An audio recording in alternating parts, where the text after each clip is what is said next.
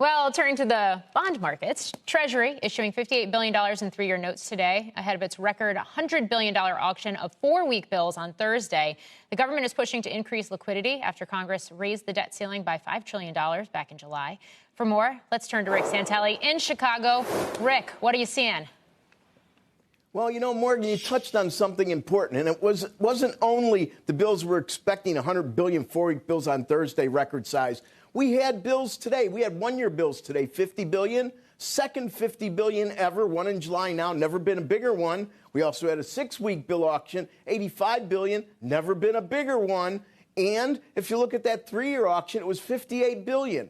There's never been a bigger one. It's the 17th consecutive auction at $58 billion. We had 10 of them in 21 at $58 billion, but never bigger. The point here is size keeps growing or staying at historic levels. Why bills? You know, Janet Yellen was issuing a lot of bills. This administration, before it was elected during primary season, kind of pointed to that as a negative. But they're doing it as well. Why? Because there's this optimistic view that down the road, interest rates are going to be cheaper. Coupons live longer, so they're issuing shorter bills because they will disappear and supposedly interest rates will go down. Then we'll issue more. Let's see how it turns out. Prices paid today, a whisker under 70. You see it on the chart. That's almost the highest in 3 years. That changed everything. You heard Mike Santelli earlier? Yes, ISM was weak. Markets paid attention to that, but one market didn't pay attention to that. Short maturity treasury yields. Look at 2s and 10s on the same chart.